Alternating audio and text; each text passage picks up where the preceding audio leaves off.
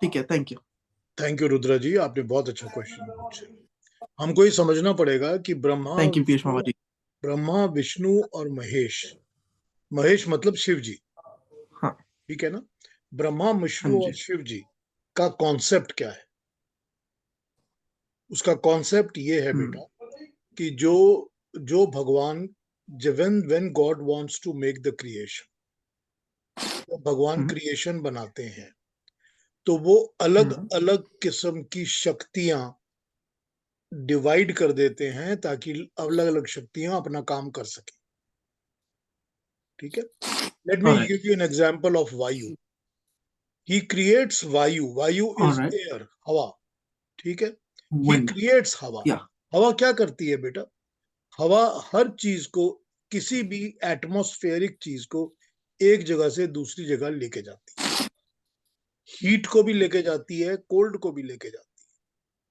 तूफान आता है तो बहुत ज्यादा हाई स्पीड में ब्लो करके लेके जाती है। और हवा होती है जो वही हमारे सब लोगों, सभी के प्राणों को लेके जाती है और लेके आती है। अगर वायु राइट। नहीं होगी तो हम प्राण नहीं ले सकेंगे। वैक्यूम में, करेक्ट। प्राण मीन सांस। कोई सांस, या वी कांट ब्रीथ। वैक्यूम में खड़े होके कोई ब्रीथ नहीं कर सकता, करेक्ट। Yeah, right. देयर है इज ना। नो ऑक्सीजन, देयर इज तो नो एक क्या है, पॉसिबल। उस उस बनाने वाले ने एक शक्ति बनाई है जिसका नाम वायु है। तो like this he has made 3 different powers, जिसका नाम हमने ब्रह्मा विष्णु और शिव रखा है, हमने रखा है। उसी तरह जैसे हम सूरज रखते हैं, चांद रखते हैं, ठीक है ना। सूरज अपना काम करता है, चांद अपना काम करता है। हम सूर्य देवता भी तो कहते हैं ना, हाँ सूर्य जी। देवता के भी मंदिर है ना। होते हैं। अब होता ये है बेटा कि जो ब्रह्मा है उसका डिपार्टमेंट है क्रिएशन बना। क्रिएशन बनाने के बाद क्रिएशन के अंदर उसका कोई काम नहीं होता, ऑलराइट। ठीक है ना। इसीलिए normal day to day life में उसकी पूजा या उसका पूजन नहीं होती। लेकिन पुष्कर में ब्रह्मा जी का मंदिर है। है। ओके। और बैंगलोर में भी एक ब्रह्मा जी का मंदिर है जिसको मैंने देखा हुआ है, मैं जानता हूँ इसका। तो और भी होंगे ऐसे मंदिर, बट नॉट टू मेनी। और लेकिन विष्णु और शिव ये एक्टिव देवता हैं, जिसकी की माना जाता है कि they are in our life every day. Vishnu का काम होता है हमारा पालन पोषण करना, take care of us, take care of us, breed us, keep us in proper health and take care of everything. Shiva ji का काम होता है हमको शुभ का आशीर्वाद देना। जो भी कल्याणकारी है, शुभ है, anything that blesses us we get from Shiva ji. And Shiva ji का ऑल्सो काम होता है कि वो रिक्रिएट करते हैं हर चीज को। तो जो हमारी बॉडी के अंदर जितने सेल्स मरते हैं, सेल और रिक्रिएट होते हैं सेल्स, वो भी शिव जी का काम है। राइट। और उनको फीड करना विष्णु का काम। तो अब बात ऑलराइट। यह है कि हमने हमने शिव जी और विष्णु जी की पूजा वगैरह इसीलिए शुरू कर दी because we want to respect them. उन पावर्स को हम रिस्पेक्ट करते हैं। हम भगवान के बनाए सब पावर्स को रिस्पेक्ट करते हैं, सब पावर्स की हम पूजा करते हैं। हम पेड़ों की भी पूजा करते हैं, ठीक है ना बेटे। So what happens here is this कि विष्णु का टेम्पल एज विष्णु बहुत कम होता है। हालांकि मैंने विष्णु के मंदिर देखे हुए हैं, विष्णु जी के मंदिर मैंने बहुत देखे हुए हैं। Again coming back to Bangalore, Bangalore में एक लेटे हुए, शैया पर लेटे हुए विष्णु जी का बहुत ही सुंदर मंदिर है, बहुत ही beautiful. I used to love going to that place only to see the मूर्ति दैट दे हैड मेड। तो वो बहुत ही सुंदर मंदिर है। तो विष्णु जी के मंदिर हैं, लेकिन विष्णु जी के पावर्स को उनके अवतार में डिवाइड कर दिया जाता है। शिव जी का कोई अवतार नहीं होता, है ना। अब क्योंकि शिव जी का अवतार नहीं होता तो शिव जी के ही नाम पर शिव के मंदिर बनते हैं। लेकिन विष्णु जी के क्योंकि अवतार माने गए हैं तो उनके विष्णु जी के अवतारों के मंदिर बनते हैं, ठीक है।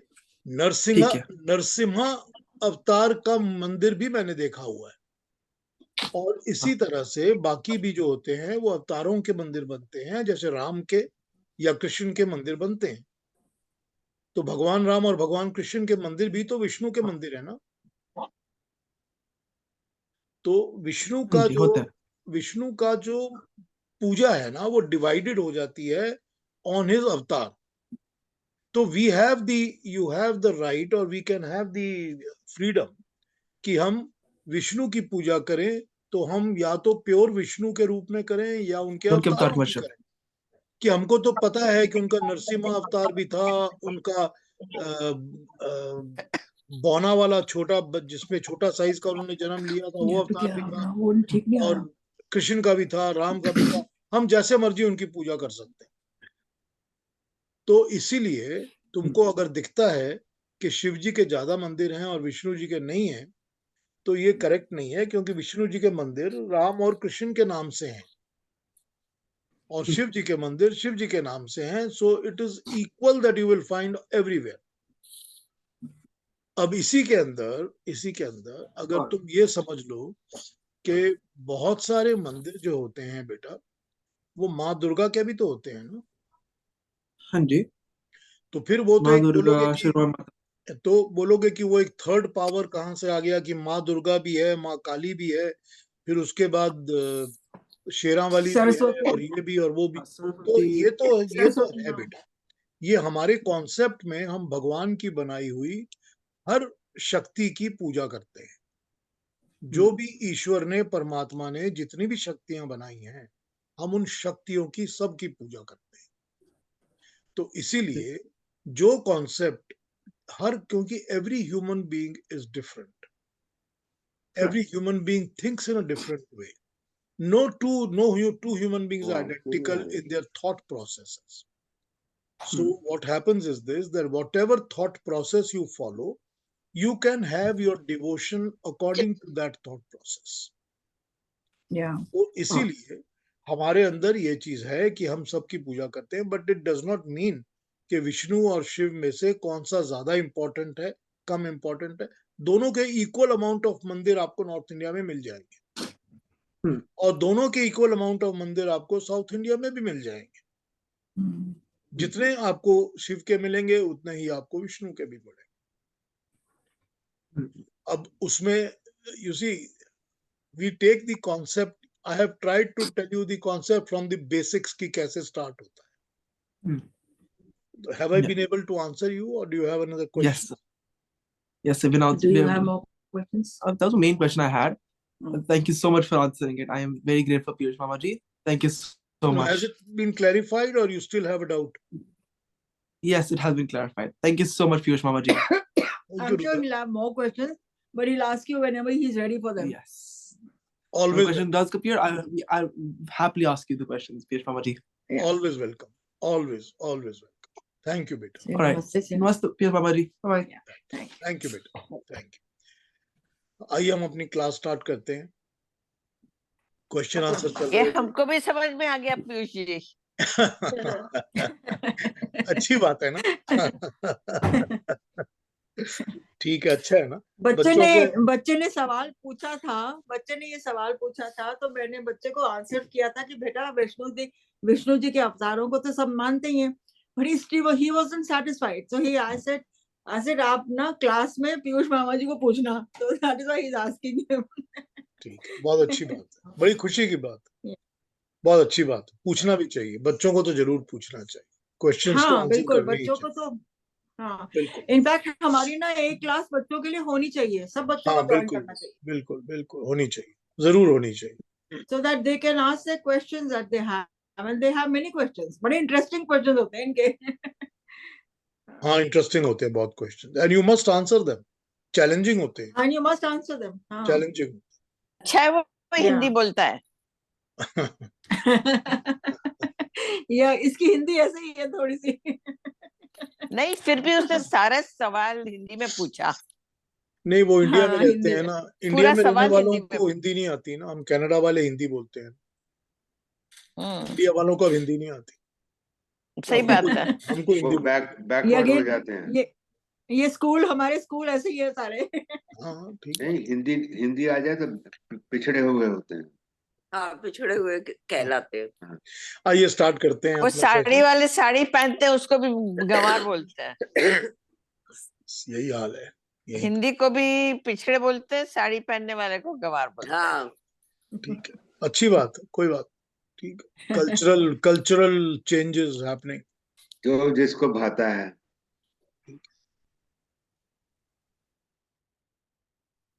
शुरू कर लेते हैं, आइए अपना सेशन। सबको प्रणाम और नमस्ते और थैंक यू जॉइनिंग मी। हम बातों में लग गए थे तो सबको प्रणाम नहीं कर पाया। सबको वेलकम और सबको प्रणाम, नमस्ते। छोटी सी एक चीज पढ़ लेता हूं जो दिमाग में आ रही थी, फिर स्टार्ट कर लेते हैं आज का सेशन।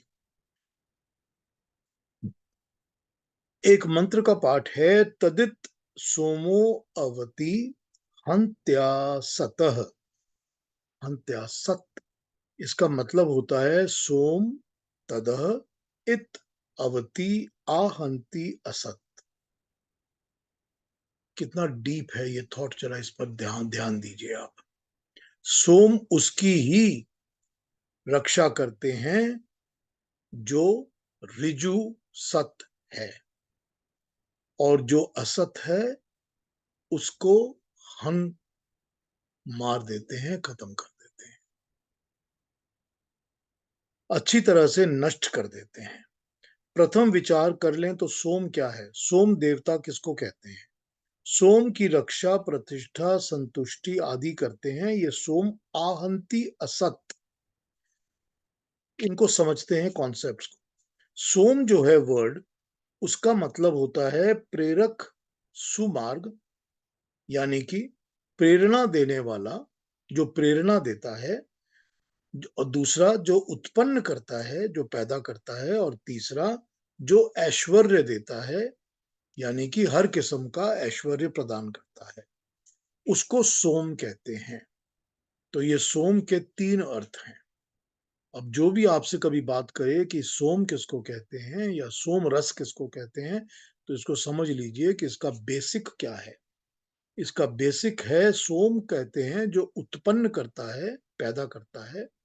सोम कहते हैं जो प्रेरणा देता है, इंस्पिरेशन देता है। और सोम उसको कहते हैं जो ऐश्वर्य देता है, दुनिया की जितनी भी वेल्थ नॉलेज होती है वो देता है। तो ये सोम कौन है? ऑब्वियसली सोम परमेश्वर है, ईश्वर है, जो ये सब कुछ हमको देता है। अब उसमें बात यह है कि जो सोम होता है वो सब कुछ तो देता है, लेकिन वो उनको प्रदान करता है जो सत्य की रक्षा करते हैं। ठीक, सत्य क्या है? जो ऋजु सत्य है, जो ऋतों के हिसाब से सत्य है, वो सत्य जो कि ऋत में सत्य बताया गया है। यानी कि वो वाला सत्य जो कि अल्टीमेटली क्रिएशन का बनाया, क्रिएटर का बनाया, परमात्मा का बनाया हुआ सत्य है, जो ऋत के हिसाब से सत्य है।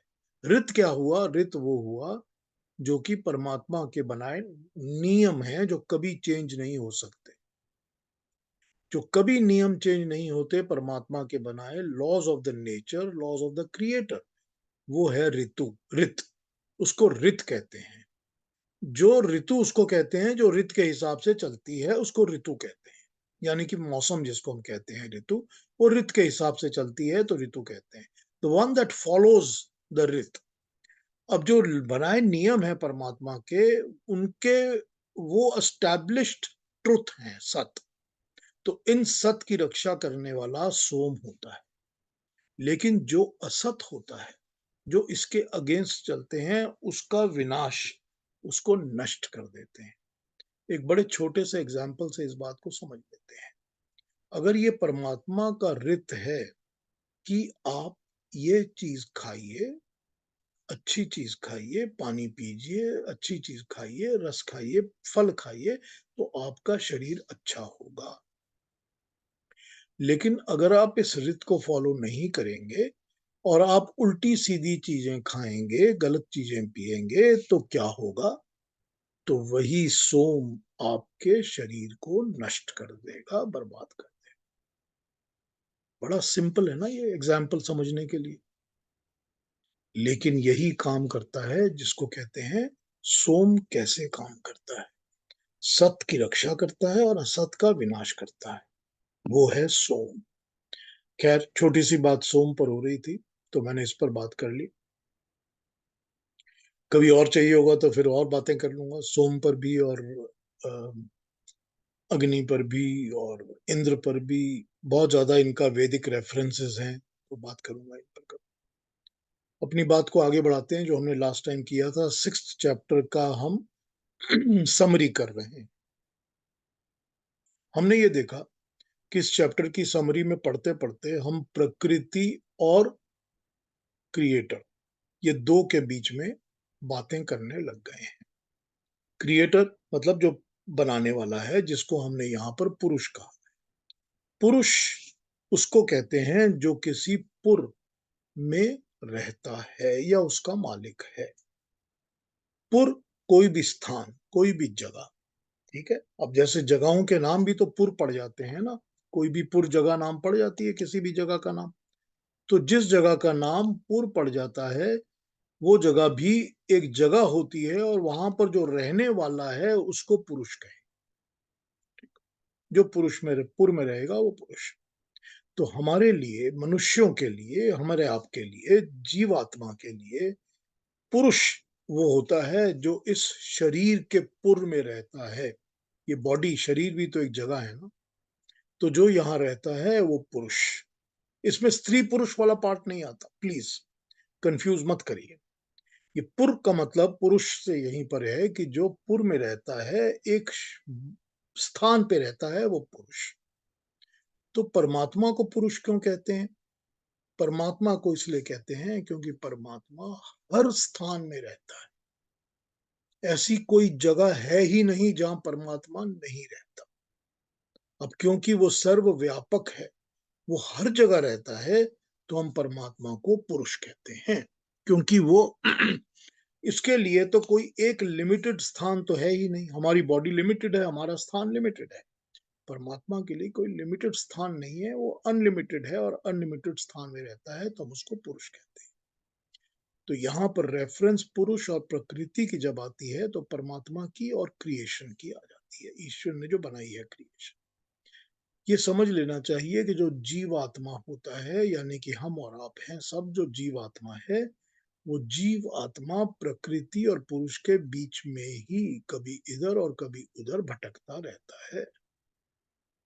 कभी हम प्रकृति से मांग कर सब कुछ लेते हैं, खाना खाते हैं, काम करते हैं, गाड़ी चलाते हैं, इधर जाते हैं, उधर जाते हैं, बाजार से सामान खरीदते हैं, घर बनाते हैं, घर में रहते हैं। हम सब कुछ प्रकृति से बोरो करते हैं। उसी तरह से कभी कभी हम अपनी प्रार्थना के लिए, प्रेयर के लिए ईश्वर का नाम लेते हैं और परमात्मा का नाम लेते हैं, तो हम परमात्मा की तरफ डिपेंडेंट हो जाते हैं। कभी हम आंख बंद करके कहते हैं, सोचने लगते हैं, तो हमारा मन, दिमाग परमात्मा की तरफ जाता है। तो जीवात्मा प्रकृति और पुरुष के बीच में रहती है, कभी इस तरफ, कभी उस तरफ, कभी दोनों तरफ। कभी हम दोनों इधर उधर की बातें एक ही साथ कर लिया करते हैं। कुछ प्रकृति से बोरो करते हैं, एक ही मिनट बाद कुछ परमात्मा से बोरो करते हैं। जो भी इंस्पिरेशन हमको मिलती हैं, हम वो परमात्मा से ही बोरो करते हैं। जो ज्ञान मिलता है, हम परमात्मा से बोरो करते हैं। तब बात ये हो रही थी कि अब प्रकृति और पुरुष की बात होके यहाँ पर 6th चैप्टर में उठाई गई है। जो परमात्मा है, वो क्रिएशन को बनाता कैसे है? वो क्रिएशन को बनाता है परमाणुओं के साथ। परमाणु वो होते हैं जो प्रकृति के परमाणु होते हैं। मैटर जिसको कहते हैं, या जिसको हम मदर नेचर कहते हैं, वो पर मैटर या परमाणु जो होते हैं, वो परमानेंट हैं, वो अनादि अनंत है। वो कभी क्रिएट नहीं होते, कभी मरते नहीं है, वो हमेशा रहते हैं, वो नित्य हैं, एवरीवेयर, सब जगह है। तो परमात्मा एक स्पेसिफिक एरिया में जब उसकी क्रिएशन बनाने की इच्छा होती है, तो उस स्पेसिफिक एरिया में अपना तेज, अपनी तेज की शक्ति, अपनी अग्नि डालकर क्रिएशन बनाना शुरू करता है। तो होता क्या है कि जो परमाणु होते हैं, जो सब जगह फैले होते हैं, वो सुप्त सोई हुई स्टेज में होते हैं, सोए होते हैं। तो वो सोए वाले परमाणु एक्टिव हो जाते हैं, जाग जाते हैं। जब वो सोए होते हैं तो वो एक्टिवेशन में नहीं होते, वो अपना काम नहीं कर रहे होते। जब जाग जाते हैं तो काम करने लगते हैं। अब ये सोए जागते हैं जब हैं और काम करते हैं। हर परमाणु के अंदर 3 गुण, क्वालिटीज जरूर होती है, हर परमाणु के अंदर। चाहे वो जितना भी छोटा तो है ही, ये परमाणु हमको दिखते थोड़ी। जितना भी छोटा हो परमाणु, उसके अंदर 3 शक्तियां जरूर होती हैं, सत्व, रजस और तमस। हो गई ना। अब ये 3 शक्तियां जो होती हैं, जब ये शक्तियां एक्टिवेट होती हैं तो ये एक्सटर्नलाइज होके एक दूसरे के साथ रिएक्शन शुरू करती हैं। कोई कोई जो एक जैसी होती हैं वो एक दूसरे को खींच के एक गुट बनाती हैं। कोई जो एक दूसरे के विरुद्ध होती हैं वो एक दूसरे से क्या कहते हैं उसको, झटका देके अलग कर लेती हैं, एक दूसरे को दूर कर लेती हैं। तो इस तरह का अट्रैक्शन डिस्ट्रैक्शन का काम परमाणु शुरू करते हैं और वो गुट बनाने लगते हैं। लेकिन उनके सब के अंदर इंडिविजुअली सत्व, रजस और तमस ये तो जरूर होता है। ठीक। जब ये जरूर होता है सत्व, रजस और तमस, तो यही गुण जो होते हैं जब ये बड़े बनते हैं परमाणु, कई परमाणु, मिनिमम 27 परमाणु मिलकर एक एटम बनाते हैं या एक अणु बनाते हैं। मिनिमम, ज्यादा और भी हो सकते हैं, मैक्सिमम का नंबर नहीं, लेकिन मिनिमम का नंबर है कि 27 तो होने ही चाहिए। तो 27 परमाणु मिलकर एक अणु बनाते हैं, जिसको कि आज की दुनिया एटम के नाम से पहचानती है। तो उस एटम के अंदर भी तो हमको सत्व, रजस और तमस मिलते हैं ना। उस एटम के बीच में भी तो हमको मिलता है, क्या कहते हैं उसको मॉडर्न साइंस के अंदर, प्रोटॉन, इलेक्ट्रॉन और न्यूट्रॉन। सत्व को प्रोटॉन कहते हैं, रजस को इलेक्ट्रॉन कहते हैं, न्यूट्रॉन को तमस कहते हैं। हमको पता है कि सब में मिलता है। अब हमको ये पता है कि जब ये क्रिएशन बननी शुरू होती है और क्रिएशन में ये सारे के सारे बनने शुरू होते हैं, तो हर एक परमाणु का, इसमें कोई डाउट नहीं है कि सबके ऊपर परमात्मा की अग्नि की शक्ति पड़ी हुई है। परमात्मा की शक्ति से ही ये एक्टिवेट हुए हैं, क्रिएट हुए हैं।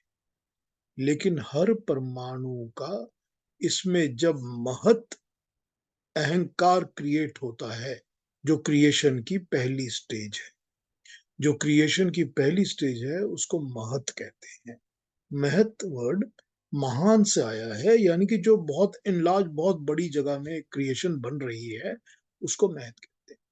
जब महत अहंकार बनता है तो उसके साथ साथ इन परमाणुओं के अंदर अपना मन, माइंड बनता है।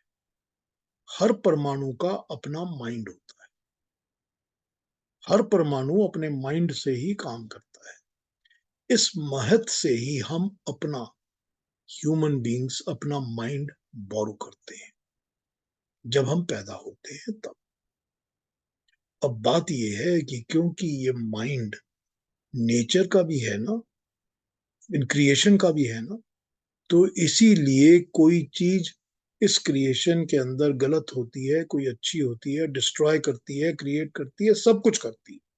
हर वो चीज होती है जो मेरे और आपके दिमाग के अंदर होती है, क्योंकि हमने भी तो माइंड बोरो किया हुआ है ना। तो जो भी हमारे माइंड में हो रहा है वही सारा कुछ क्रिएशन में भी हो रहा है, कलेक्टिवली भी वही कुछ हो रहा है। तो क्रिएशन भी यही काम करती है, उसको करेक्ट करने के लिए भी फोर्सेस बनती है। जो फोर्सेस बनती हैं वो उसको करेक्ट करती हैं।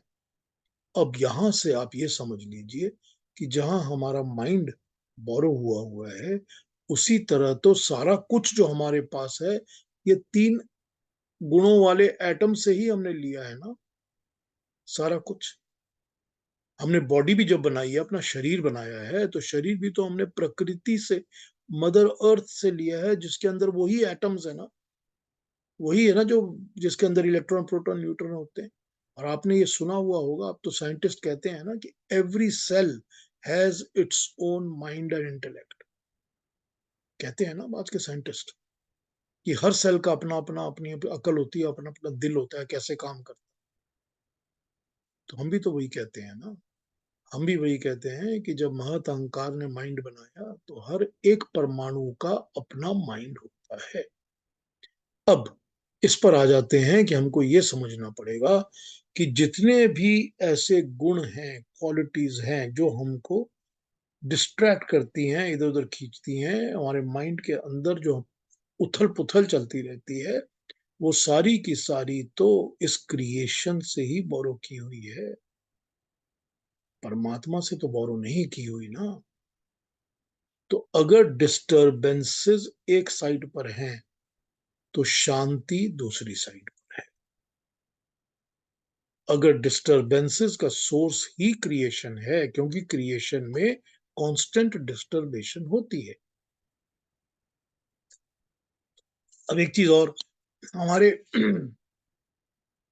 ऋग्वेद में कहा है, जो नासत्व वाला पूरा सूक्त है, क्रिएशन वाला 10वां चैप्टर जो है ऋग्वेद का, वो हमको ये बताता है कि जैसे ही परमात्मा की शक्ति किसी भी परमाणु पे पड़ती है, किसी भी परमाणु पे परमात्मा का तेज या शक्ति पड़ती है, उस परमाणु में कंपन शुरू हो जाता है, यानी कि वाइब्रेशन शुरू हो जाती है। अब आप देख लीजिए, आज का मॉडर्न साइंस आपको बताता है ना कि हर एटम अपनी जगह पे वाइब्रेट करता है। कहते हैं ना आपको आज का मॉडर्न साइंस, यही चीज हमको ऋग्वेद बताता है कि हर एक सेल के अंदर वाइब्रेशन होती है। वाइब्रेशन जब होती है तो जरूरी बात है मूवमेंट है। उसको दूसरी भाषा में कहा जाएगा तो कहेंगे डिस्टरबेंसेस हैं।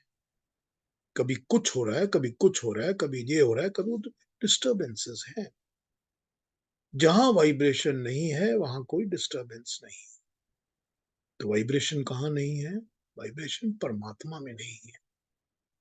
वाइब्रेशन मेरी और आपकी आत्मा में नहीं है। आत्मा वाइब्रेट नहीं करती।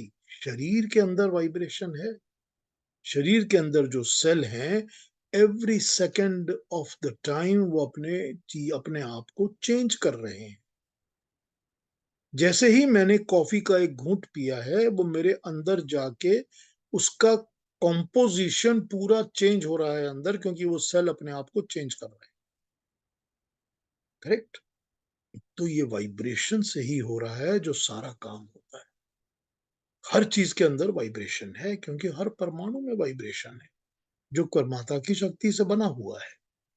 अब यहां पर यही वो समझा रहे हैं कि जो परमाणु प्रकृति के अंदर है, जो मन हमने प्रकृति से बोरो किया है, जो शरीर हमने प्रकृति से बोरो किया है, उसके अंदर ये तीनों गुण हैं, सत्व गुण, रजस गुण, तमोगुण। तो अपने आप को पहचानो कि मेरे अंदर कौन से गुण ज्यादा है। जो मेरा मन है वो सारा टाइम किस किस्म के गुणों की तरफ जुड़ा रहता है। What type of thinking do I have if I analyze it by the qualities? तो अगर क्वालिटी को एनालाइज करेंगे कि क्या मैं हर वक्त सत की तरफ रहता हूं, या रज की तरफ रहता हूं, या तमस की तरफ रहता हूं, या मेरा शरीर कैसा है, ऐसा है या वैसा है, या मेरा मन कैसा चलता है, या मेरी इंटेलेक्ट कैसी चलती है। जब इस चीज को आप समझोगे तो आपको ये पता चलेगा कि मैं इसी के सहारे, कि मैं बहुत ही ज्यादा भारी आदमी हूं, मेरा वेट इतना है कि मैं हिलता जुलता नहीं हूं, मेरे को बैठे रहना ही अच्छा लगता है, मेरे को लेजीनेस अच्छी लगती है, सोना अच्छा लगता है।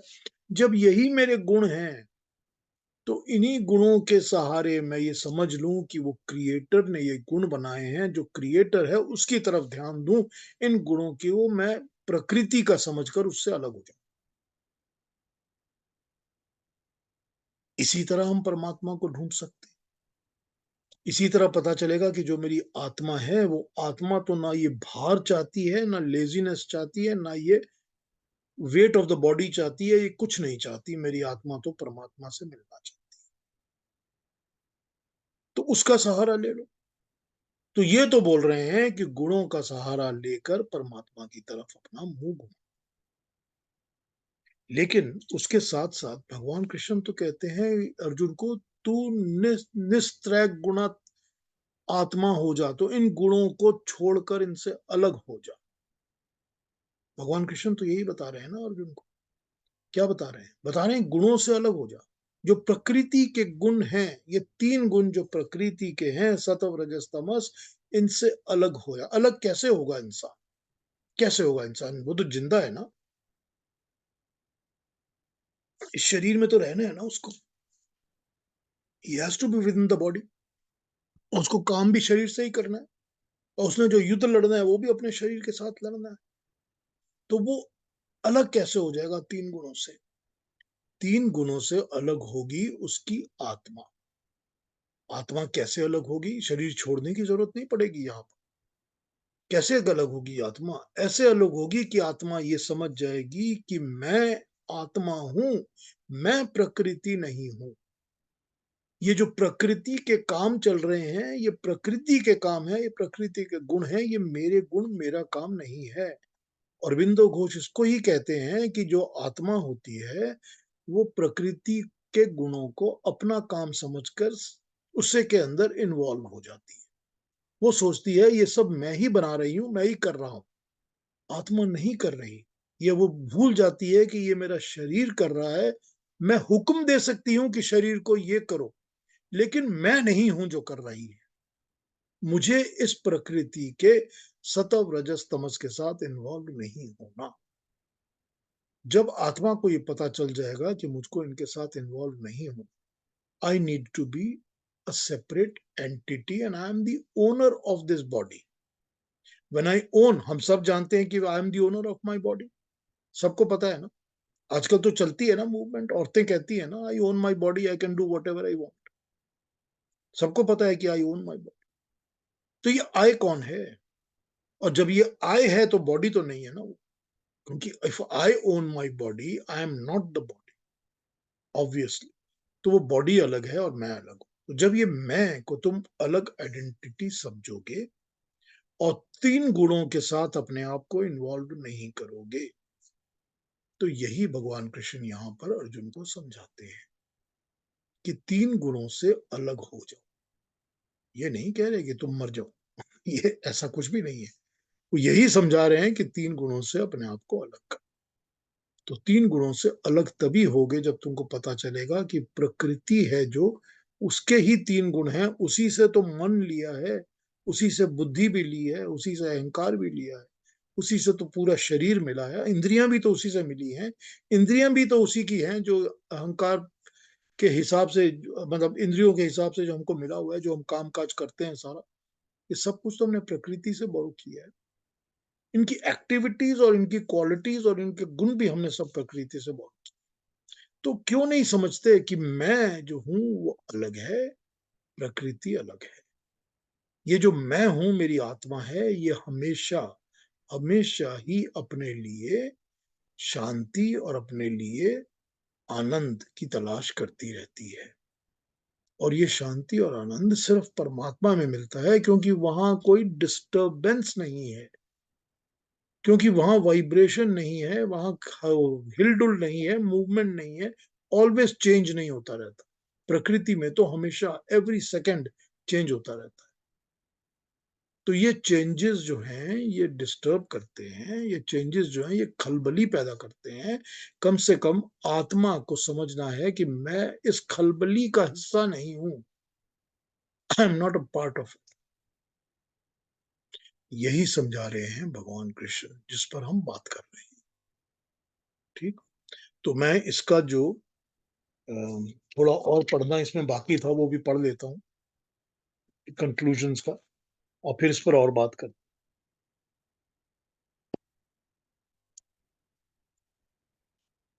कोई चीज अगर नहीं समझ आई हो या कोई क्वेश्चन हो तो पूछ लीजिए मेरे से, कोई प्रॉब्लम नहीं।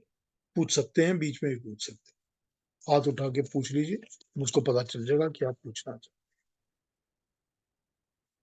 विषमता प्रकृति का धर्म है और समता आत्मा का धर्म है। आत्मा प्रकृति की विषमता से मुक्त होकर अपनी समता में समा जाती है। यही उसका रूप है जब भगवान कृष्ण कहते हैं कि तू त्रिगुणातीत समता को प्राप्त कर आत्मा की विशुद्धि के लिए। तो वो यही कह रहे हैं कि तू प्रकृति से पृथक हो जा, अलग हो जा, इन 3 गुणों से अपने आप को अलग कर ले, क्योंकि प्रकृति जो है विषमता, डिस्टरबेंसेस, प्रॉब्लम्स, ये प्रकृति की क्वालिटी है, उसका धर्म है, उसका धर्म ही यही है, वो यही करती है। ये आत्मा का धर्म समता है, इक्वालिटी है, आत्मा में कोई डिस्टरबेंसेस नहीं होती। आत्मा प्रकृति की डिस्टरबेंस को अपना समझ लेती है, उसी से प्रॉब्लम स्टार्ट हो जाती है।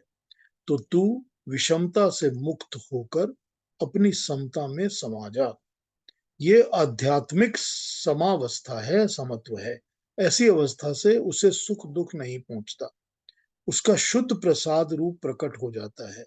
गीता साधक को सत्व गुण की, रजोगुण की या तमोगुण की समता में न रहकर आध्यात्मिक समता की ओर लाना चाहता है। वो एग्जाम्पल तो यूज कर रहे हैं तीनों गुणों के, सत्व रजस तमस के, लेकिन वो इनमें से निकाल कर मनुष्य को परमात्मा की ओर, अपनी आत्मा की ओर, आत्मा की समता की ओर बढ़ाना चाहते हैं। ये अवस्था त्रिगुणातीत अवस्था है। इस अवस्था त्रिगुणातीत 3 गुणों से निकली हुई, बाहर निकली हुई त्रिगुणातीत अवस्था, 3 गुणों से बाहर निकली हुई स्टेज ऑफ अफेयर्स। ठीक, इसी अवस्था को लाने के लिए श्री कृष्ण ने अर्जुन को कहा था, निस्त्रय गुण्यो भावार्जुना, हे अर्जुन तू प्रकृति के सत्व रजस और तम 3 गुणों से अलग हो जा। गीता का ये उपदेश सांख्य दर्शन के इस सिद्धांत के ऊपर आधारित है कि संसार के 2 तत्व हैं, प्रकृति और पुरुष। जो कुछ हो रहा है वो प्रकृति द्वारा ही हो रहा है। पुरुष अर्थात आत्मा कुछ नहीं करता, प्रकृति के किए काम को वो अपना काम समझता है। ठीक ऐसे जैसे कि किसी मणि में अगर बाहर की कोई वस्तु रखी हो तो उसकी छांव पड़ती है, तो मणि का रंग हमको उस तरह लगता है। प्रकृति के सत्व रजस और तमस, ये 3 गुण जो कुछ करते हैं उन्हें ये पुरुष अपना किया हुआ मानने लगता है। इसी से संसार में सारे कष्ट, सारी प्रॉब्लम्स पैदा होती हैं। अगर आत्मा प्रकृति के साथ कल्पित की हुई इस एकात्मता को काट दे, तब वो अपने त्रिगुणातीत स्वरूप में आ जाता है। हम समझते हैं कि हम करता है, परंतु हम करता कहाँ है? जो कुछ हो रहा है उसका निर्धारण होता है हमारे भूतकाल के द्वारा, हमारे वंशानुक्रम के द्वारा, हमारी शिक्षा दीक्षा के द्वारा, हमारी परिस्थिति के द्वारा, और हमारी पीछे ये जो दारुण अटल चीज लगी हुई है जिसको हम कर्म कहते हैं, उसके द्वारा। जो कुछ घट रहा है, जो भी हो रहा है, क्यों हो रहा है? वो इसीलिए हो रहा है कि जो हमने पीछे कर्म किए हैं, उन कर्मों का हमको फल मिल रहा है। या जो भी हमने निर्धारण किया, अपने आप डिसाइड किया है कि ये करना है, वो भी कर्म है।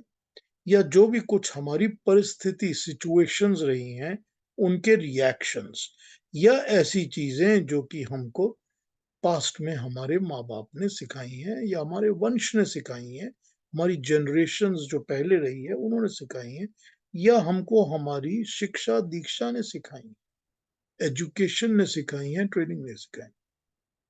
ये जो भी चीज हो रही हैं वो तो इसीलिए हो रही है ना। और ये क्या है?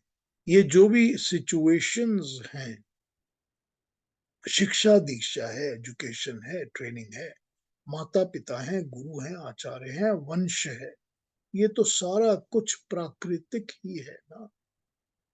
प्रकृति का ही तो बनाया हुआ है, प्रकृति का ही दिया हुआ। ये तो कुछ भी ऐसा नहीं है जो कि हमारी आत्मा है। और यही चीजें मिलके हमारा कर्म बन जाती हैं, और वो कर्म के फलों को हमको भुगतने के लिए कर्म फल के अंदर फंसे रहना पड़ता है। तो तू इन चीजों से अलग हो जा। प्रकृति के गुणों के द्वारा सब कर्म हो रहे हैं, ये प्रकृति का अपना स्वभाव है। उसके अपने ही प्रतिबिंब को देखकर मनुष्य कहता है कि मैं कर रहा हूं। असल में तो हम यंत्रारूढ़ की तरह संसार में जीते हैं, जैसे कि हम एक यंत्र के ऊपर आरूढ़ हैं। एक यंत्र, एक टूल, एक चक्का जो चल रहा है, हम उस पर चढ़े हुए हैं। हम उसी तरह चलते रहते हैं। यही बात जो हमने श्वेताश्वतर उपनिषद में देखी थी कि ब्रह्म चक्र है जो चलता रहता है, जिसमें हम सब चढ़े हुए फंसे हुए। कभी हम ये बन के चढ़े हैं, कभी वो बन के, कभी हमारा शरीर ये है, कभी शरीर कुछ और है, हम उस पर सब चढ़े हुए हैं। जैसे मक्खी किसी पहिए के ऊपर बैठती है और वो पहिया घूम रहा है, तो मक्खी समझती है कि मैं घूम रही हूं और मैं सैर कर रही हूं, हालांकि मक्खी तो बैठी है, घूम तो पहिया रहा है।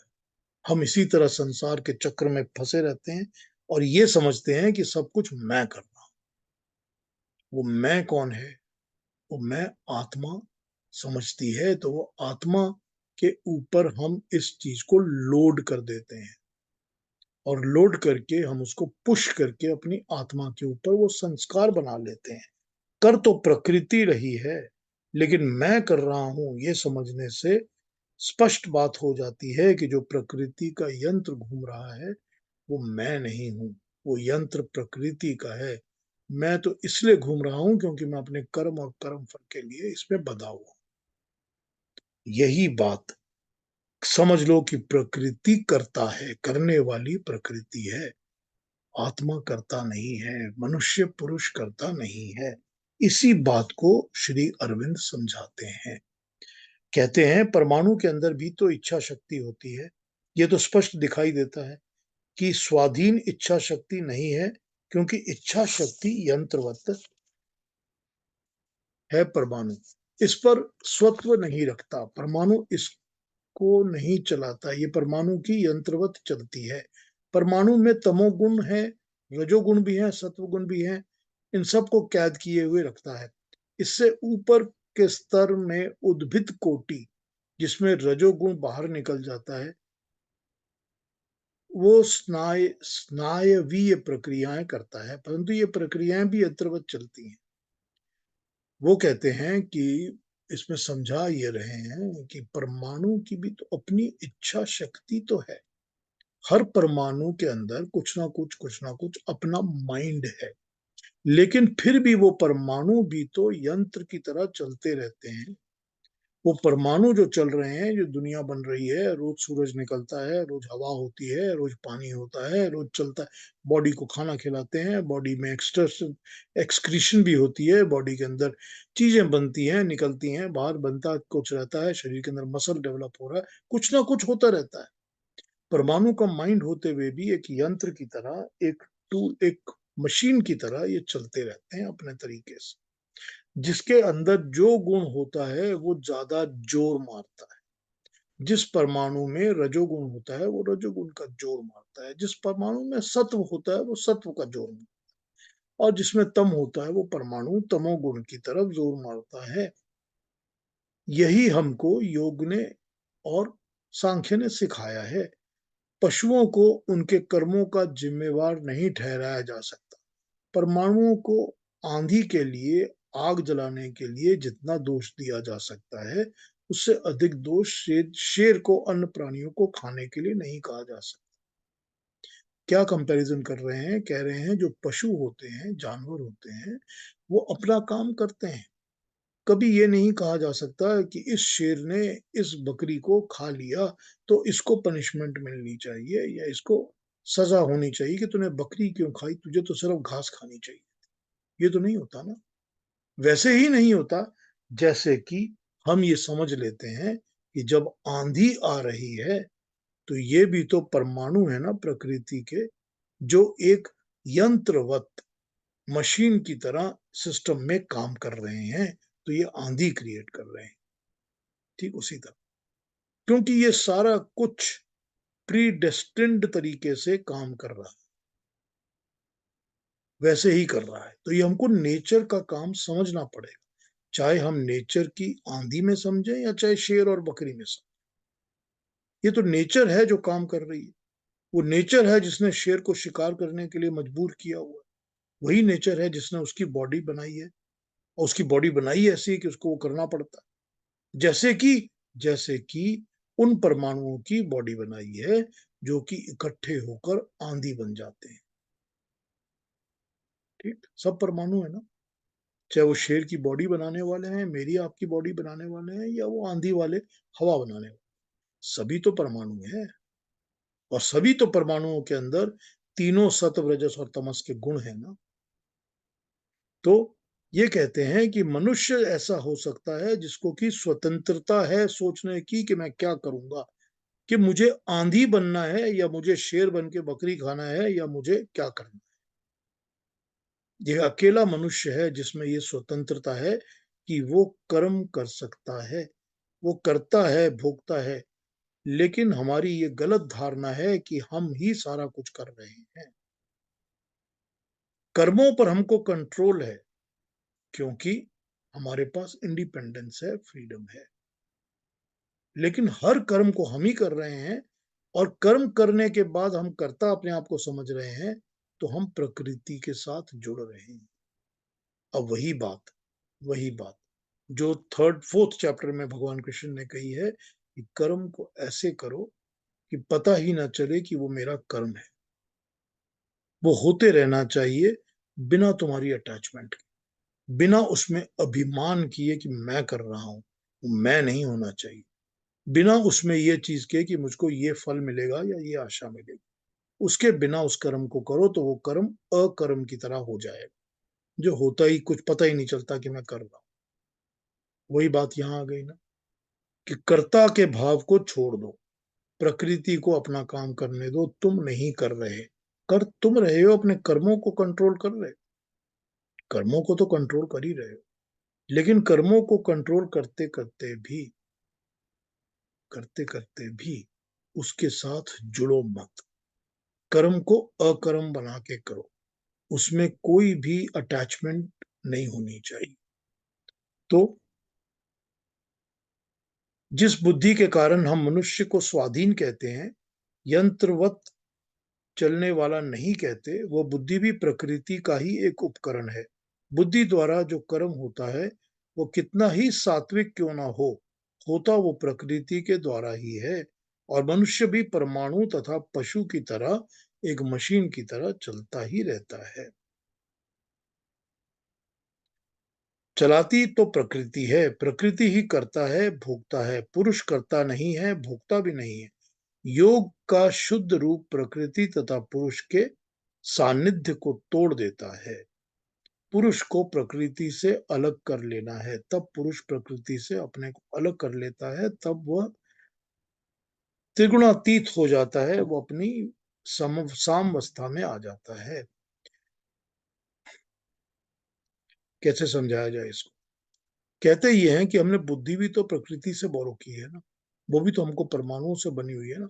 जो कॉस्मिक इंटेलेक्ट है, जो सारी क्रिएशन की, सृष्टि की जो बुद्धि है, उसमें से ही हमने बुद्धि को बोरो किया। जैसे हमने मन को बोरो किया, जैसे हमने शरीर को बोरो किया। तो बुद्धि जितनी भी सात्विक हो जाए, जितनी भी अच्छी हो जाए, प्योर हो जाए, वो बुद्धि फिर भी तो प्रकृति की बनाई हुई चीज है ना। क्योंकि प्रकृति की बनाई चीज है, तो वो कभी ना कभी तो प्रकृति के चक्कर में फंस के घूमती ही रहेगी। तो जब ये भी समझ में आ जाएगा, तो हम जिसको योग में कहा गया है कि अल्टीमेट समाधि, उस अल्टीमेट समाधि में जब हम पहुंचेंगे, हम परमात्मा का नाम, परमात्मा से जब जुड़ेंगे, तब हमको बुद्धि की जरूरत नहीं है। तब बुद्धि भी हमारे साथ नहीं जुड़ी रहे। बुद्धि हमको उस तरफ ले तो जाएगी, इस तरफ उस तरफ, जिस तरफ चाहेंगे ले जाएगी। बुद्धि ले तो जाएगी कि हमको संप्रज्ञात और असंप्रज्ञात दोनों समाधियों का काम करना है, कि हमको पूरी समाधि में बैठ जाना है जिसमें कुछ नहीं होना चाहिए। लेकिन जब हम उस समाधि अवस्था में बैठेंगे, तब हमको बुद्धि का साथ छोड़ देना पड़ेगा, वरना बुद्धि फिर भटकाई। तो जब बुद्धि का साथ भी छोड़ेंगे, तभी हमको समझ में आएगा कि प्रकृति अलग है और पुरुष, मैं या परमात्मा, दोनों पुरुष। तो दोनों पुरुष अलग हैं और प्रकृति अलग है। तो ये तो हमको बड़े शुरू से ही वैदिक ज्ञान समझाता है कि प्रकृति, परमात्मा और जीवात्मा तीनों अलग अलग एंटिटीज हैं, और तीनों का कोई मेल नहीं है आपस में। ये तो हमको समझाती है ना, ज्ञान शुरू से ही समझाता है हमको वैदिक ज्ञान। तो यही हम बता रहे हैं कि जब जब आत्मा अलग होगी इन प्रकृति के 3 गुणों से, प्रकृति के 3 इन क्वालिटीज से, तो अपने आप को वो अलग समझेगी, तो पता चलेगा कि करने वाले सारे काम तो प्रकृति है, वही है जो चक्र की तरह चल रही है और काम करवा रही है। यही यहाँ पर अरविंदो घोष समझा रहे हैं। इसके अलावा इन्होंने इस चैप्टर में अभ्यास और वैराग्य की बात भी की है। तो अभ्यास वैराग्य, इस पर कल बात करें।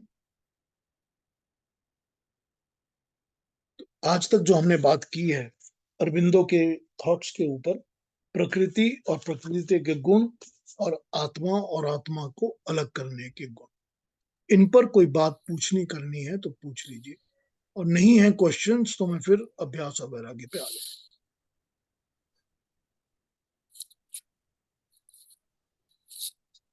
कुछ पूछेंगे? पीयूष जी, हाँ जी जो जी। बीच में आपने बोला था वो जरा कॉम्प्लेक्स था, वो जरा कंफ्यूजन है माइंड में। कौन से पार्ट में? वो प्रकृति और पुरुष स्थायी है और वो मूवमेंट है, टर्बुलेंस है, उधर सब जरा मेरे को कंफ्यूजन हो गया। जो इतना आत्मा डेप्थ होती ज्ञान है, ये तो बहुत डेप्थ ज्ञान है जो आत्मा है, आत्मा जी। में कोई डिस्टरबेंसेस या मूवमेंट्स नहीं है, क्योंकि आत्मा परमाणुओं की बनी हुई नहीं है। जो आत्मा है, जीवात्मा है, वो जीवात्मा एक सेपरेट एंटिटी है, वो परमाणुओं से नहीं बनी हुई। इसीलिए क्योंकि वो परमाणु से नहीं बनी हुई, उसके अंदर परमाणु वाली वाइब्रेशन नहीं है। ठीक है? अब जहां भी वाइब्रेशन है वहां मूवमेंट है, वहां हलचल है। जहां वाइब्रेशन और हलचल है वहां पर ये चीज क्या है कि वहां पर परमाणु प्रकृति बन के काम कर रहे हैं। लेकिन जीवात्मा जो है ये तो परमाणु द्वारा बनाई हुई चीज नहीं है। तो डिस्टरबेंसेस जो हैं वो आत्मा का गुण नहीं है, क्योंकि आत्मा परमाणु के द्वारा नहीं बनाई गई। डिस्टरबेंस जो है वो प्रकृति का गुण है। जो मूवमेंट है, एक्शन है, चक्र है जो चल रहा है, जो हर वक्त होता रहता है, जो चेंजेस हो रही हैं, वो प्रकृति का गुण है, क्योंकि वो परमाणु से बनी प्रकृति है। आत्मा जो होती है वो परमाणु से नहीं बनी हुई, इसीलिए उसके अंदर डिस्टरबेंसेस नहीं होते। तो यही समझना है कि मेरी आत्मा जो है वो डिस्टर्ब क्यों होगी। प्रकृति है वो डिस्टर्ब हो रही है ना, मेरी आत्मा को डिस्टर्ब होने की जरूरत कहाँ है। अगर मैं जुड़ जाऊंगा तो मैं डिस्टर्ब होऊंगा।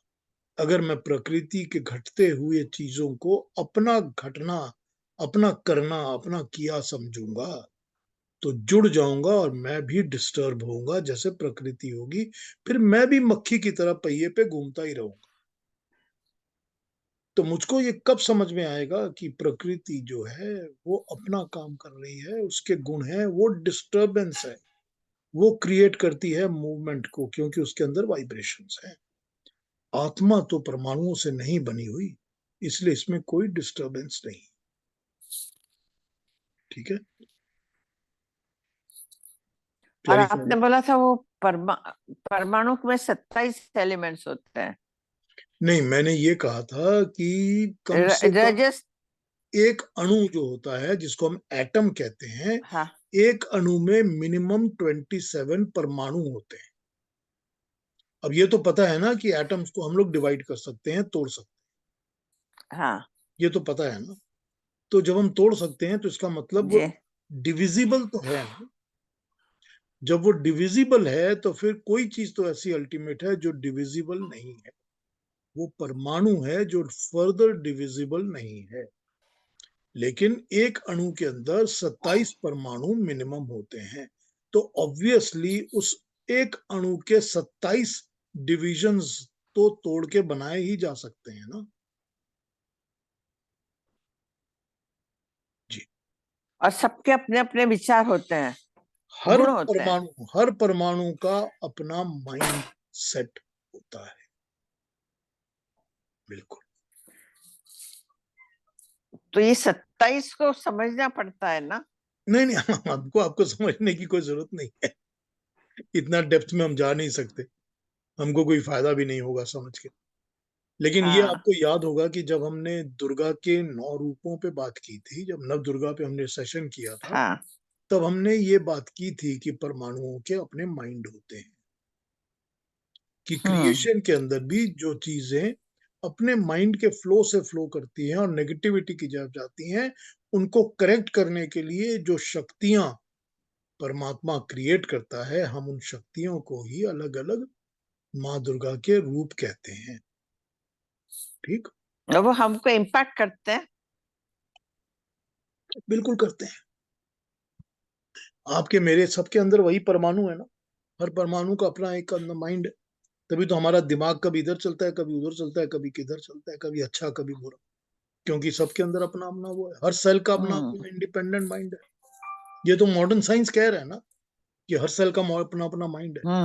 हम तो ये 1 मिलियन ईयर्स अगो कह चुके हैं। ठीक है ना। नहीं, यही सुन के लगता है कि कितना अपना कल्चर था। ज्ञान तो और सारा हम उसकी हमारे की ज्ञान तो सारा हमारे वेदों से ही आया हुआ है। सारी सृष्टि में, हाँ सारी क्रिएशन और सृष्टि में जितना ज्ञान है वेदों से ही आया हुआ है। अब उसको हमने कैसे डेवलप किया, कितना किया, कब कब किया, ये दूसरी बात है। और कोई भारत को ही क्वेश्चन? क्यों दिया, ऐसा है ना। एक बार इस पे बात की थी, हम ही लोग। फिर करूंगा इस पर बात।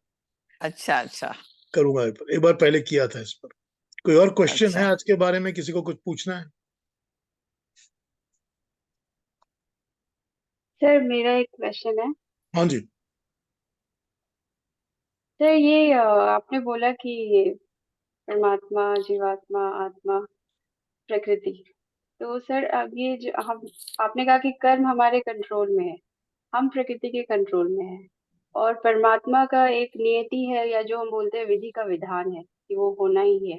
तो हम कैसे अपने कर्म को यहाँ पे कंट्रोल करते हैं जब पता है कुछ चीजें होनी है, और हम कुछ भी कर रहे हैं बट वो चीज जाके फाइनली वही होती है। तो इसमें हमारा कर्म हम कहाँ कंट्रोल कर रहे हैं सर? हमारे कंट्रोल में तो कर्म भी नहीं है, हम तो वही कर रहे हैं जो परमात्मा चाहते हैं। हमारा जो थॉट है वो तो हमारे कंट्रोल में है ना। हमारा जो भी थॉट है वो हमारे कंट्रोल में है। जो भी हम चाहते हैं कि मैं आज गीता की क्लास सुनना चाहता हूँ, ये मेरे कंट्रोल में है। या मैं ये सोचता हूँ कि गीता की क्लास सुन के क्या करूंगा, एक पराठा खाता हूँ और थोड़ी देर और सो जाता हूँ, ये मेरे कंट्रोल में है ना। या मैं ये कहता हूँ कि मुझे ये सब कुछ नहीं करना, बाहर जाके कैसीनो में बैठ के थोड़ा सा ताश और कार्ड्स और लॉटरी खेलता हूँ, ये मेरे कंट्रोल में है ना। यहाँ तो परमात्मा इंटरफियर नहीं कर रहा ना। परमात्मा की इंटरफियरेंस तब होगी जब मैं कोई कर्म करूंगा और उस कर्म का मुझको फल मिलना होगा। तो जब मैं कर्म करूंगा तो मैं उसके फल के अंदर बंध जाऊंगा। वो परमात्मा का नियम है, उससे तो मैं अलग हो ही नहीं सकता। जब मैं पराठा खा के सो जाऊंगा तो जो नींद आएगी और मेरे बॉडी में वेट आएगा, भारा भारीपन आएगा, वो सब कुछ नियम है, वो कर्म का फल है, होता ही रहेगा। उससे मैं अलग नहीं हो सकता। अलग मैं तब हो सकता था जब मैं सोच लूं कि मैंने पराठा नहीं खाया। करेक्ट। तो कर्म करना तो मनुष्य का स्वतंत्रता है, अपनी अपनी इंडिपेंडेंस है। हम सोचते हैं हमको क्या करना है। अब होगा क्या, फिर हम उस कर्म फल में बन जाते हैं जो कि नियम है परमात्मा का, प्रकृति का।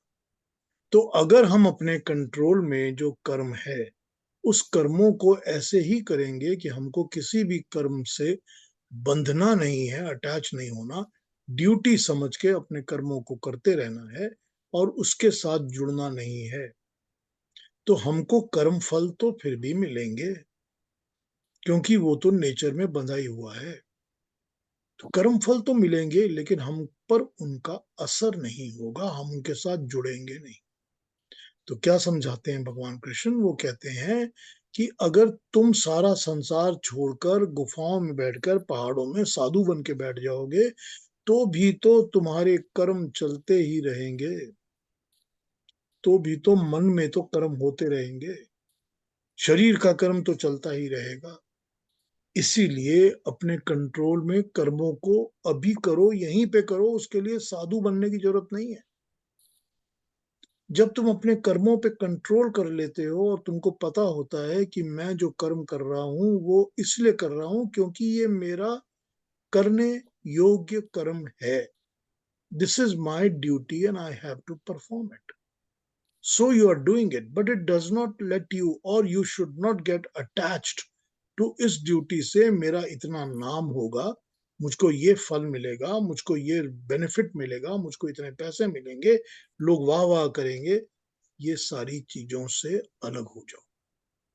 तो जब अलग हो जाओगे कर्म फल से, कर्म फल की आशा, होप कि मुझको ये मिलना चाहिए, और आसक्ति, अटैचमेंट, दोनों से अलग हो जाओ। तो कर्म तो करोगे लेकिन यंत्रवत ऐसे करोगे जैसे कि ड्यूटी कर रहे हो, अकर्म कर रहे हो, कर्म कर ही नहीं रहे, फील ही नहीं होता कि मैंने कुछ किया। बच्चे के लिए मेरे को खाना बनाना है, मेरे बच्चे को भूख लगी है, मैंने उठा, खड़ा हुआ, खड़ा होके बेबी फूड तैयार किया, बेबी फूड तैयार करके चम्मच में लेके बच्चे को फीड करना शुरू कर। ये कहाँ है कि ये तो सारा यंत्रवत हो रहा है ना। इसको करते वक्त तो अकर्म की तरह मैं कर्म कर रहा हूं ना। मैं तो ये सोचता भी नहीं हूँ कि अरे मैंने एक चम्मच यूज कर लिया, चम्मच देना था, तो चम्मच तो नेचर का बना हुआ है, खाना खिला रहा हूँ, इसका मतलब बच्चा बड़ा होके मेरे को कहेगा थैंक यू डैड, आपने ये चम्मच मेरे मुंह में डाला।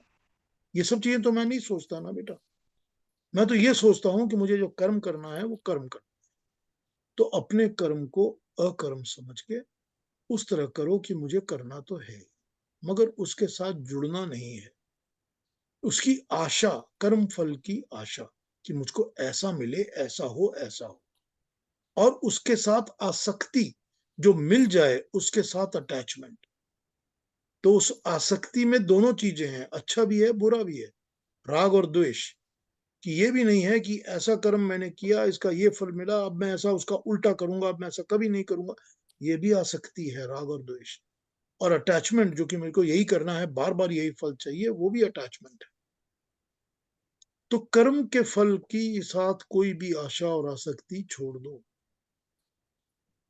और कर्म को ऐसे करो जैसे कि तुम अकर्म कर रहे हो, मुझको जो करना है मैं करता रहता हूँ। अब यहां पर तो ये चॉइस हमारी हो गई ना। परमात्मा तो इंटरफियर नहीं करेगा, परमात्मा कर्म का फल तो देगा ही देगा। जो नेचर है उसको हम यूज करेंगे ही करेंगे। जब मैं बच्चे को खाना खिलाऊंगा तो नेचर का ही तो बना हुआ फूड प्रोडक्ट है जो मैं फीड कर रहा हूँ। नेचर की बनी हुई कटोरी है, नेचर का बना पानी है, नेचर का बना चम्मच है। लेकिन उनकी इन्वॉल्वमेंट की तरफ मैं ध्यान नहीं दूंगा। मुझे पता है कि मुझको नेचुरल चीजों को, प्राकृतिक वस्तु को यूज तो करना है, यूज करके ही मुझे सब काम करने हैं, सब कर्म करने हैं। लेकिन उनके साथ मुझको जुड़ना नहीं है। मुझको उनके साथ ये नहीं समझना कि मैं हूं, मैं ही कर रहा हूं सब कुछ, क्योंकि ये काम तुम्हारा नहीं है। जो भूख लगी है बच्चे को वो भी प्राकृतिक है क्योंकि उसके पास प्राकृतिक शरीर है। जो खाना मिल रहा है वो भी प्राकृत है क्योंकि प्राकृतिक खाना होता है जो शरीर के अंदर जाके भूख को मिटाता है।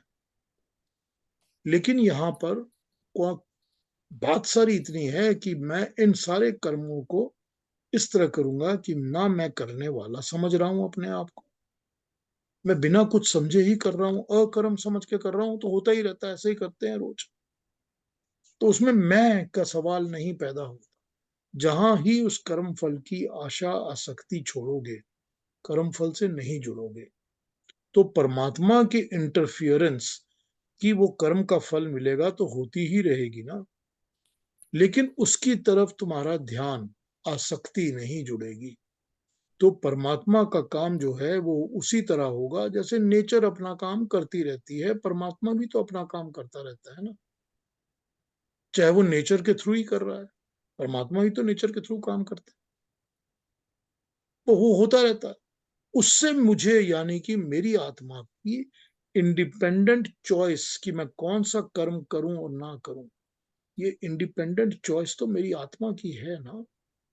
मैं सोच सकता हूं कि बच्चा रो रहा है, भूखा पड़ा हुआ है, पड़ा रहना दो, मुझे क्या जरूरत है, और 2 घंटे रोएगा, 3 घंटे रोएगा, मैं रात को एक ही बार खाना खिला दूं, छोड़ो रोने दो। इंडिपेंडेंस ऑफ चॉइस है ना मेरे पास सोचने के लिए, तो मैं जो चाहूंगा वही कर्म करूंगा ना। ये चॉइस तो इंडिपेंडेंट है, इसमें परमात्मा इंटरफियर नहीं करता। कर्म करने में मनुष्य यानी कि जीवात्मा स्वतंत्र होती है, उसमें कोई किसी की इंटरफियरेंस नहीं होती। तो वहां तक तो ये हमारा कर्म है ना, मनुष्य जो चाहे वो कर्म कर सकता है ना। यही बात उन्होंने बताई है ना कि जो जानवर होता है वो तो इंडिपेंडेंट चॉइस नहीं कर सकता, वो तो जो नेचर फोर्स करती है उसको वही करना पड़ता है। इंडिपेंडेंट चॉइस सिर्फ मनुष्य के पास है, क्योंकि उसकी जीवात्मा को ये मनुष्य होने के कारण चॉइस मिली है कि तुम अपने कर्म को सिलेक्ट करो। तभी उस स्टेज पर आके समझाया जा रहा है कि तुम प्रकृति को, पुरुष को, परमात्मा को और अपनी आत्मा को, तीनों को अलग एंटिटी समझकर उसी तरह अपने कर्मों को करो। श्वेता जी समझ आया कि नहीं? जी सर। बट ये नियति क्या होती है सर? विधि का विधान क्या होता है? बोलते हैं ना, इट इज ऑलरेडी कर्मफल, रिटन। कर्मफल, यही तो बताया ना इन्होंने। हम तो अपने कर्मों को कर रहे हैं, चाहे हम वो वंशानुसार करें, हमारे वंश में जो हो रहा है हम उसको कर रहे हैं, या हम शिक्षा दीक्षा से कर रहे हैं, एजुकेशन से कर रहे हैं, या हम उसको अपनी मर्जी से चुन के कर रहे हैं, पर हम कर तो वही रहे हैं, कर्म कर रहे हैं ना। तो कर्मों से ही जो बनता है वही तो नियति और विधि का विधान बन जाता है। तो उसी तरह तो अपने तो कर्मों को जो हमारे थॉट्स परमात्मा के कंट्रोल में नहीं है, या जो हमारी बुद्धि है वो परमात्मा के कंट्रोल में नहीं है। हमारी इंडिपेंडेंट चॉइस, बिल्कुल, हमारी बुद्धि सोच जो भी है वो परमात्मा के कंट्रोल में नहीं। बिल्कुल ठीक बात। जो इंडिपेंडेंट चॉइस है हमारी कि हम कौन से कर्म को करें ना करें, कैसा करें, ये हमारी अपनी चॉइस है। ये आत्मा का स्वतंत्रता का नियम है। ये जो आत्मा होती है वो इसको निर्धारण करके, क्योंकि हर एक आत्मा के अंदर इच्छा और प्रयत्न का गुण होता है। इच्छा करने का और प्रयत्न करने का। इच्छा सोचना, डिजायर करना, किसी चीज को चाहना, और प्रयत्न उसकी तरफ कोशिश करना, ये हर आत्मा का गुण होता है। जैसे सुख दुख और राग द्वेष भी आत्मा का गुण होता है। तो ये गुण जो होता है आत्मा का, तो आत्मा इच्छा करती है कि मुझे ये कर्म कैसे और क्यों और कितना करना है, और करने की तरफ कोशिश करती है। और जब ये होता है तो यही इंडिपेंडेंट चॉइस है, जो कि सिर्फ मनुष्य को, ह्यूमन बीइंग्स को मिलती है, ये जानवरों को नहीं मिलती। यहां तक तो हमारी इंडिपेंडेंट चॉइस है ना, ये तो हम सब फील करते हैं, हमें सबको पता है। इसको तो आप डिनाई कर नहीं सकते कि जो हमारी चॉइस होती है वो इंडिपेंडेंट होती है। जिस तरफ हमारा दिल दिमाग लेके जाता है हम चलते हैं। फिर कर्म फल तो मिलना ही है परमात्मा से। कर्म करना हमारे हाथ में है, कर्म फल हमारे हाथ में नहीं। जी, जी सर, थैंक यू। अगर फिर भी कंफ्यूजन हो तो फिर भी पूछ लीजिए, ठीक है ना? कोई और क्वेश्चन, कोई और बात? अरुणा जी कुछ कहेंगी? जी पीयूष जी, मैं ये कहना चाहती थी, पहले तो श्वेता जी ने जो सवाल पूछा बहुत ही अच्छा सवाल था। और जो वो पूछ रही थी कि नियति और विधि विधान क्या होता है, तो मुझे इतना तो नहीं मालूम है, इसलिए मैं पूछ रही हूँ कि कल आप जरूर हो सके तो इसके बारे में बताइए कि संचित कर्म और प्रारब्ध, इसमें क्या फर्क है। और मेरा और मुझे ऐसे लगता है कि ये जो सवाल था वो प्रारब्ध से था, ये जो विधि विधान या नियति। तो आप जरूर हमें कल इसके बारे में समझाए, शायद इसमें इसका आंसर होगा। ठीक है, कल दूसरा सवाल, हाँ मेरा दूसरा सवाल ये था कि प्रारब्ध से जो भी हमें मिलता है वो हमारी जिंदगी में घटता है, रादर वो घटने वाला ही होता है, इसलिए हमें उस तरह का जन्म मिला होता है।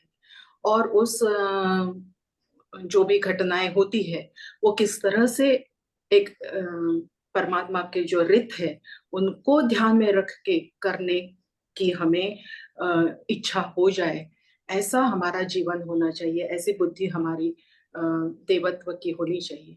लेकिन इसके साथ साथ ये तो सीमित है उस घटना के लिए जो हमारे जिंदगी में घटने वाली है या घटती है, लेकिन मुझे ये पूछना है आपसे कि इससे परे और भी मनुष्य योनि में जब हम जन्म लेते हैं तब हम उस यानी इन अंदर अपने अंदर झांकने की जो प्रोसेस है वो हमसे होनी चाहिए, ये भी अपेक्षित है ना? बिल्कुल ठीक बात। तो ये एडिशनल एक चीज मनुष्य ने करनी चाहिए, जो कि घटना उस रिस्पेक्ट में आपके रिएक्शन ये एक बात हो गई, लेकिन इससे इन एडिशन टू दैट इस प्रकृति से परे होकर दूर जाकर परमात्मा की तरफ कैसे जाए, इसके प्रयत्न जो किसी अदर योनि में नहीं हो सकते, ऐसे मैं मानती हूँ। क्या मैं बराबर बोल रही हूँ? देखिए क्या होता है कि अपने अंदर झांकने की जो हमारे अंदर ट्रेनिंग है वो हमको बिल्कुल बचपन से मिल जाती है। क्योंकि जैसे ही मैं चोट खा के गिरता हूं तो मैं उलट के देखता हूँ, छोटा बच्चा हूँ, पत्थर से अटक गया, मेरे पाँव में अटक गया, मैं गिर गया, चोट लग गई मेरे को बड़े जोर से और मेरे को दर्द हो रही है। मैं पीछे घूम के देखता हूँ क्या हुआ था जिससे मेरे को चोट लगी। तो अगर वो पत्थर है तो मेरे को पत्थर पे गुस्सा आता है, अगर किसी ने पाँव अड़ा दिया तो मेरे को उसके पाँव से गुस्सा आता है। मेरे को ये चीज नेचुरली होती है कि मैं किसी चीज की तरफ ध्यान लगा के देखता हूँ कि ये क्यों हुआ, ये नेचुरल है। तो अब जब मैं छोटा बच्चा था और मैंने ये देखा कि मैं जैसे ही गिरा, ये दूसरे बच्चे के पाँव से गिरा, उसने अड़का दिया मेरे को, तो मैं उसको देख के उसके ऊपर गुस्सा कर रहा हूँ। या मैं जब अपने आप गिर गया हूं तो मैं देख रहा हूँ कि पत्थर से मैं पे ऊपर पैर आ गया, मैं गिर गया, मेरे को दोबारा पत्थर पे पैर नहीं डालना। वो एक अपने अंदर देखने की आदत हमारे अंदर जो है वो परमात्मा ने बिल्कुल दी हुई है, बचपन से ही दी हुई है। अब अपने अंदर देखने की आदत को जब आप बड़े हो जाते हो तो आप इस तरह देखते हो कि मैंने जो ये कर्म किए हुए हैं, मैंने जो ये फलाना ऑक्यूपेशन की थी, इस ऑक्यूपेशन में मैंने जो ड्यूटीज की हैं, कभी तो आप उसको इंटरनलाइज होके सोचते हो ना, ये मैं ठीक कर रहा हूँ, गलत कर रहा हूँ, आज मुझको ये कर्म करना है, कल ये नहीं करना है। कभी तो आप इसको अंदर झांक के सोचते हो, देखते हो ना। तो अंदर झांकने का अभ्यास, प्रैक्टिस तो हमको बचपन से मिली हुई है। फर्क ये है कि अब उस प्रैक्टिस में से ये कैसे करना है कि प्रकृति को अलग करूं और परमात्मा की तरफ ही झांकूं, कि परमात्मा की तरफ देखूं, प्रकृति की तरफ देखना बंद करूं।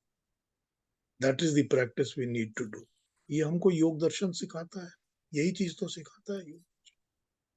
कल और बात करूंगा इस पे जरूर, कल आपके संचित और प्रारब्ध कर्मों की भी बात करूंगा। जी जी जी, जरूर। धन्यवाद, बहुत बहुत धन्यवाद। कोई और बात करेंगे अभी या कल मिलें फिर? टाइम तो हो रहा है तो कल ज्वाइन करिए, कल कैरी ऑन करता हूँ और ये सारे क्वेश्चंस का कल आंसर करूंगा। कोई और क्वेश्चंस आप लोगों के दिमाग में होंगे तो भी मुझे पूछ लीजिए, प्लीज हेजिटेट मत करिए, ठीक है? जो भी Thank दिमाग you. में आए वो नमस्ते सबको। सबको नमस्ते। नमस्ते, thank you Sharma ji. Thank you. Thank you. Thank you. कल मिलते हैं।